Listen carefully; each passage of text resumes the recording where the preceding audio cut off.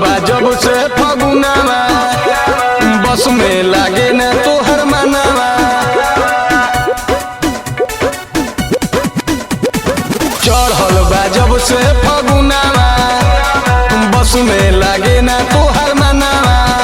तू नए हो बबी तनी कस में रहा। अच्छा अरे यादव जी के मन जाए पागल आए जाई रे। क्या अलहंगे में समत तोर फुकाए जाई रे।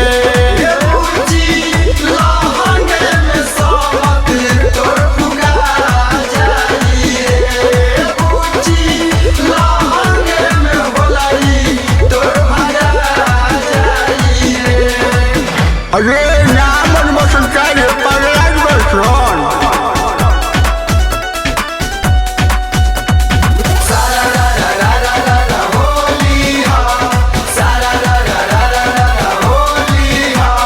म्यूजिक बाय विवेक भास्कर।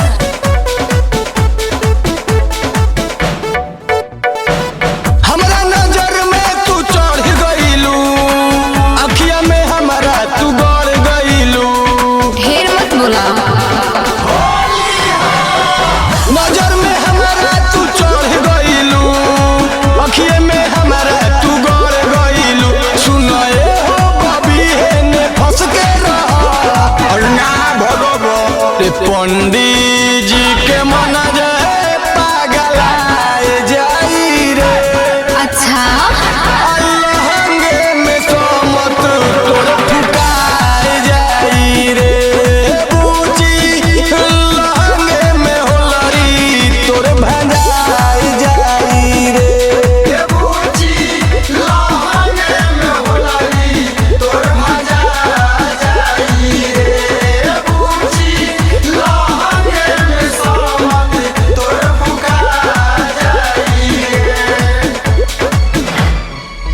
और लाडो तक जादो जी नाम मोनियन